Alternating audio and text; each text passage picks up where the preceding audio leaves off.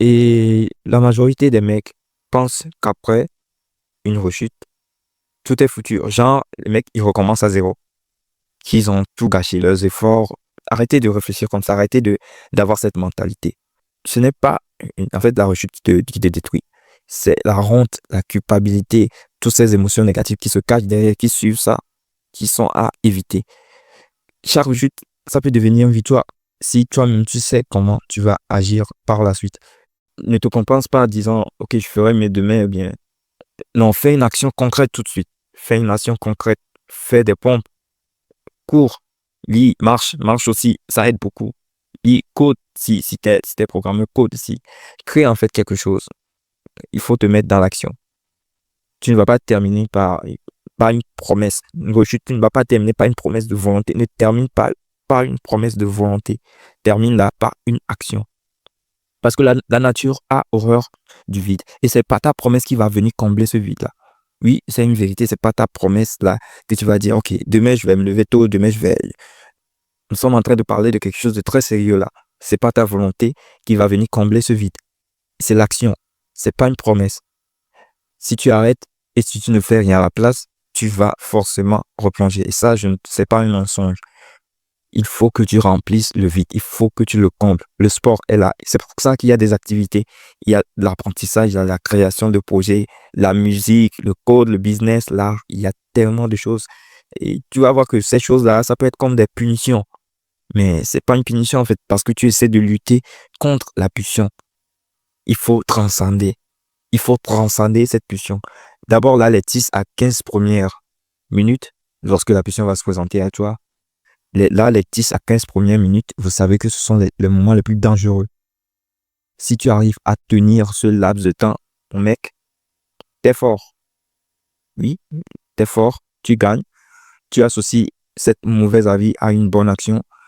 En plus, tu fais 20 pompes en ce laps de temps jusqu'à ces 10 à 15 minutes passent. Et pour certains, ça peut aller plus de 15 minutes. Pour certains, tu peux sortir et même revenir. Tu peux courir après, revenir. Il y aura toujours cela. Ça dépend aussi des personnes.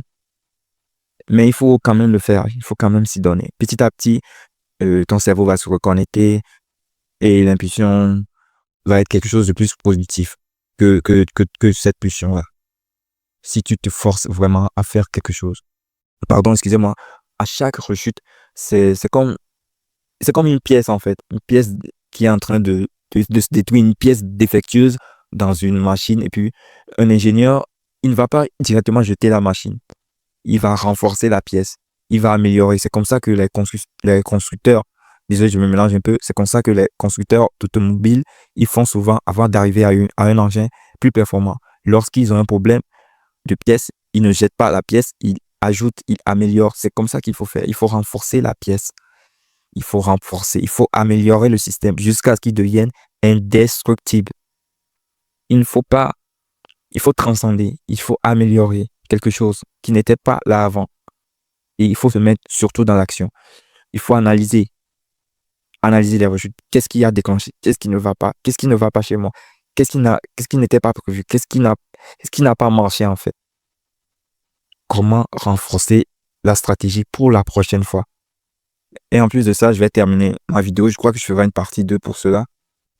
Je suis pas une partie 2 en fait. C'est une vidéo que je dois faire tout le temps. Je fais une autre partie pour ce sujet. En fait, pour terminer, je vais te dire que, en fait, tu n'es pas faible, en fait. Ne te vois pas comme quelqu'un de faible. C'est que tu te bats contre une drogue que des millions de mecs subissent en silence.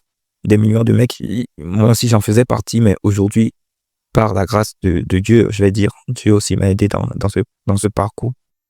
Oui, je suis éloigné. Mais toi, si tu choisis de te libérer, si tu sors de la solitude, tu changes de secte, tu ne traînes pas avec des hommes soldiers, des hommes de bas de gamme, si tu marches avec des hommes qui ont des rêves, et tu ne traînes pas avec des hommes sans vision, sans énergie, mon gars, tu vas devenir ce que tu avais promis d'être chaque jour. Chaque action compte. Tu ne gâches pas tes efforts, tu vas te construire.